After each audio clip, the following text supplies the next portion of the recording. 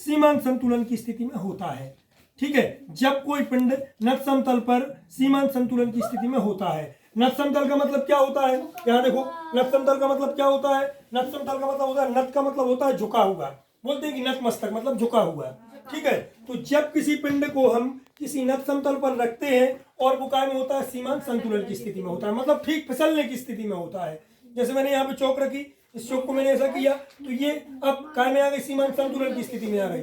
थोड़ा सा और हम ऐसा करेंगे तो नीचे गिर जाएगी चौक। ठीक है, तो वो काय में थी अभी, जब वो गिर नहीं रही थी, सिर्फ गिरने की कंडीशन में थी कि आप थोड़ा सा वेरिएशन और करते, थोड़ा सा और ऊपर उठाते तो वो नीचे गिर जाती, तो उसे हम क्या बोलते हैं, नत समतल। तो जब कोई वस्तु या कोई पिंड किसी नत समतल पर सीमांत संतुलन की स्थिति में होता है, मतलब ठीक फिसलने की स्थिति में होता है।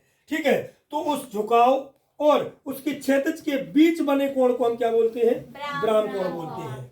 ठीक है, क्या बोलते हैं, ब्राम कोण बोलते हैं। अब सुनना ध्यान से, यदि किसी समतल पर एक पिंड को रखकर नत समतल का क्षैतिज से झुकाव थीटा धीरे धीरे बढ़ाया जाता है, थीटा धीरे धीरे बढ़ाया जाता है, तो एक समय बाद ऐसी स्थिति आ जाती है, मतलब हमने किसी वस्तु को रखा, किसी वस्तु को हमने इस पे रखा, ठीक है, और धीरे धीरे हमने इसको बढ़ाया।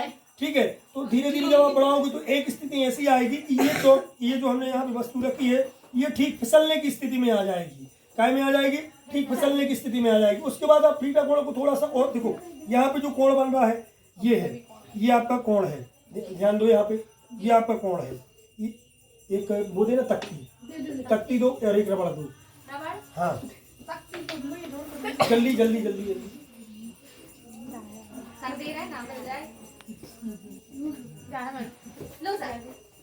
देखो यहाँ देखो, आपका एक अभी आपका क्या है, क्षैतिज में रखा हुआ है। ठीक है, मैंने क्या किया, इसको उठाया। जब मैं इसको उठाऊंगा तो धीरे धीरे उठाएंगे तो यहाँ पे थीटा कोण बढ़ेगा, थीटा कोण बनेगा। ये हमारा जो पांव है, अभी ये क्या है, आपका क्षैतिज है, ये हमारा पांव क्षैतिज है। मैंने इस नत समतल को, इसको मैंने क्या किया, उठाया। जब मैं इसको उठाऊंगा तो यहाँ पे कौन सा कोण बनेगा, थीटा कोण। अब मैं धीरे धीरे इसको बढ़ा रहा हूँ, अब देखो ये ठीक फिसलने की स्थिति में आ गई है, तो ये इसकी क्या है, संतुलन की अवस्था है।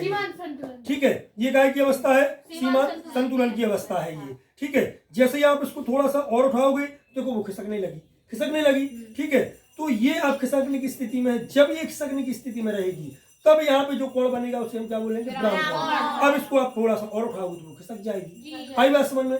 तो इसको हम क्या बोलेंगे, नत समतल, और ये क्या है, क्षैतिज। नत समतल और क्षैतिज के बीच बने कोण को हम क्या बोलेंगे, ब्राम कोण। अब ध्यान से सुनो, यदि किसी नत समतल पर पिंड को रखकर नत समतल को क्षैतिज से झुकाव कोण थीटा को धीरे धीरे बढ़ाया जाता है, तो एक स्थिति ऐसी आ जाती है कि वह पिंड ठीक फिसलने की स्थिति में आ जाता है। मतलब वो कौन सी कंडीशन में आ जाता है, सीमांत संतुलन की अवस्था में आ जाता है, जिसे हम क्या बोलते हैं, सीमांत संतुलन की अवस्था बोलते हैं, ऐसा भी लिख सकते हो आप। फिर उसके बाद में, अब यदि झुकाव कोण को थोड़ा सा और बढ़ाया जाए, यदि झुकाव, अब वो सीमांत संतुलन की स्थिति में आ गई, अब यदि उस झुकाव को थोड़ा सा और आप बढ़ाओगे तो वो क्या हो जाएगी, खिसक जाएगी। आई बात समझ में? अब इस पर निम्नलिखित कितने बल काम करेंगे, 3 बल। निम्नलिखित 3 बल कार्य करेंगे। ठीक है, निम्नलिखित 3 बल कार्य कौन कौन से करेंगे? सबसे पहले करेगा आपका mg ऊर्ध्वाधर नीचे की ओर। सबसे पहला बल कौन सा काम करेगा, mg ऊर्ध्वाधर नीचे की ओर करेगा। देखो mg ऊर्ध्वाधर नीचे की ओर कार्य कर रहा है। देखो मैंने ये एक वस्तु ली, इसको मैंने यहाँ पे रख दिया तो ये सपोर्ट लगा है, लेकिन इसका जो वजन का, हमें जो वजन की जो फीलिंग आ रही है, हमें ये वजनदार क्यों लग रहा है, गुरुत्वाकर्षण के कारण, क्योंकि इसको पृथ्वी नीचे की ओर खींच रही है और हमारा हाथ क्या कर रहा है, उसको रोक रहा है, तो हमें वजन की फीलिंग आ रही है। तो इस पर नीचे पृथ्वी जो खींचेगी उस पर mg नीचे की ओर लगेगा और हमारा हाथ इस पर एक संतुलन बल लगाएगा r, अविलंब प्रतिक्रिया बल r ऊपर की ओर। तो ये अविलंब प्रतिक्रिया बल r ऊपर की ओर क्या करेगा, इसको संतुलित करेगा और ये वस्तु गिर नहीं पाएगी। आई बात समझ में? तो mg बल कहाँ लग रहा है, नीचे की ओर, ऊर्ध्वाधर नीचे की ओर। नंबर दूसरा बल कौन सा लगेगा आपका, r, अविलंब प्रतिक्रिया बल r ऊपर की ओर, ऊर्ध्वाधर ऊपर की ओर। तो अविलंब प्रतिक्रिया बल r किस तरफ लगेगा, अविलंब प्रतिक्रिया बल r किस तरफ लगेगा, ऊपर की ओर, ऊर्ध्वाधर ऊपर की ओर, जो क्या करेगा, संतुलित करेगा किसको, वस्तु को। आई बात समझ में? फिर तीसरा बल कौन सा लगेगा, सीमांत घर्षण बल Fs, सीमांत घर्षण बल Fs इस तरह लगेगा, मतलब नत समतल के अनुदिश। आई बात समझ में। तीसरा बल कौन सा लगना है आपका, एफ एस। तीनों बल लग गए। अब एम जी जो आपका अभिलंब जो आपका नीचे की ओर बल लग रहा था एम जी, उसको हम कितने घटकों में विभाजित करेंगे, 2 घटकों में। कौन कौन से घटक विभाजित करेंगे, एम जी साइन थीटा और एम जी कॉस थीटा। तो यहाँ पे हम लिखेंगे एम जी को हमने 2 घटकों में विभाजित किया। कौन कौन से 2 घटकों में विभाजित किया, एम जी कॉस थीटा और एम जी साइन थीटा और एम जी साइन थीटा।